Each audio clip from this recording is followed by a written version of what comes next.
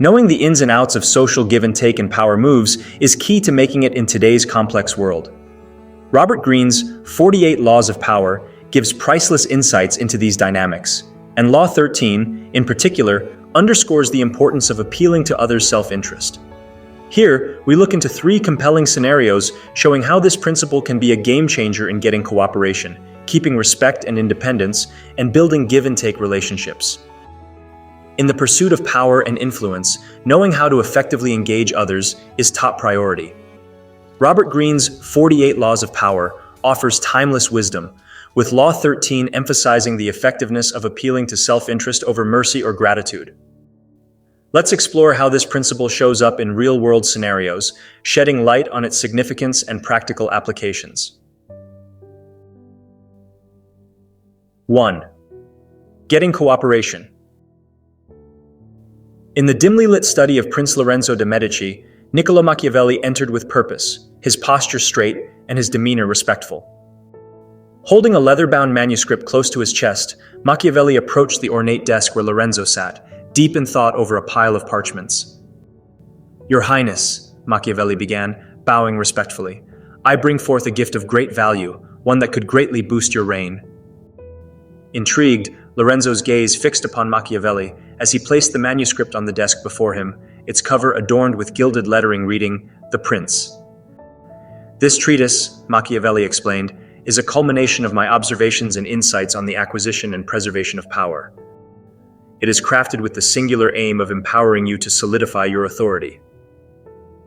As Lorenzo's fingers traced the title, Machiavelli continued, his voice laden with conviction. "Contained within are strategies to instill fear in your subjects while avoiding their hatred. You'll learn the art of appearing merciful, faithful, and religious, all while exercising necessary cruelty with discernment." Drawing closer, Machiavelli's tone turned conspiratorial.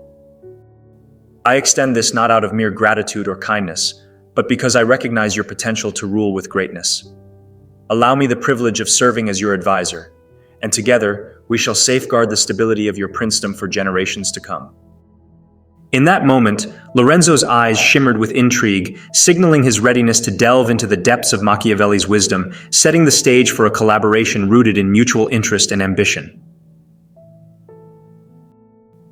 2. Keeping respect and independence.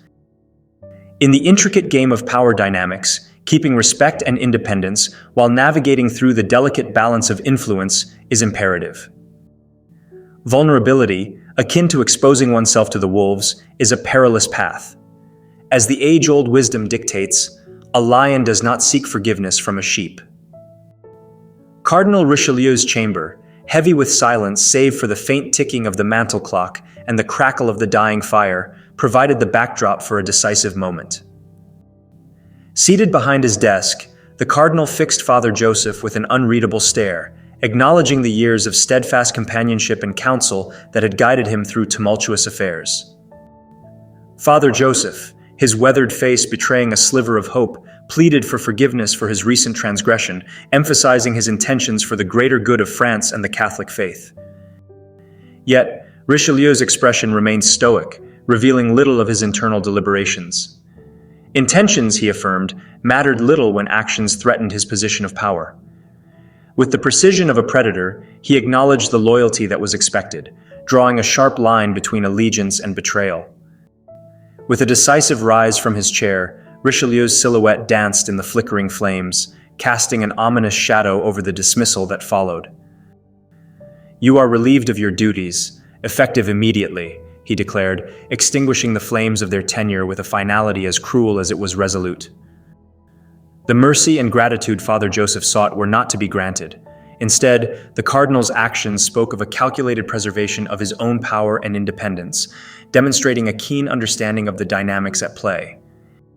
In this intricate dance of power, appeals to emotion were secondary to the preservation of respect and independence, ensuring that loyalty was earned through mutual interest rather than obligation.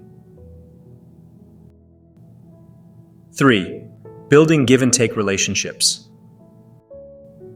As the salon buzzed with muted conversations and the mingling of ambassadors and dignitaries, Charles Maurice de Talleyrand made his entrance, gracefully acknowledging familiar faces as he navigated through the room. His attention was drawn to the English delegation gathered near the warm glow of the oak-paneled hearth. Adjusting his silk cravat, Talleyrand approached the English ambassador, Lord Cadogan, with a genial smile, proposing a private conversation. "Lord Cadogan," he greeted, "might I have a moment of your time away from the crowd?" Though surprised, Lord Cadogan nodded in agreement. "Of course, Monsieur de Talleyrand. Let us find somewhere more secluded." They retreated into a quiet study, the click of the door sealing them in privacy. Talleyrand gestured for Lord Cadogan to take a seat by the marble fireplace, settling into an adjacent chair.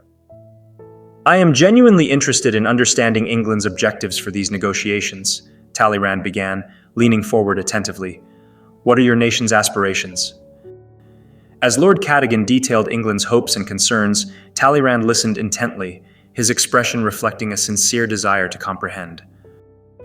Once Lord Cadogan had finished, Talleyrand paused thoughtfully, stroking his chin. "Allow me to propose a framework that I believe could lead to a mutually beneficial agreement." Over the next hour, Talleyrand calmly presented solutions addressing each of Lord Cadogan's points, never resorting to manipulation or coercion.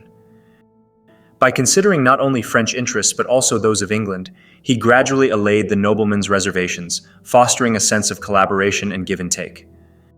In summary, understanding and applying Law 13 can help individuals navigate social dynamics more effectively by recognizing and appealing to the self-interest of others. By doing so, they increase the likelihood of receiving assistance, keep respect and independence, and build give-and-take relationships based on mutual benefit. This approach aligns with the principles of power dynamics outlined in Greene's 48 Laws of Power and can contribute to personal and professional success. We're now accepting donations in the form of subscriptions to our channel to support our upcoming projects. Feel free to donate. It won't cost you anything, but will greatly boost our confidence in providing the best content for you. Thank you for your support.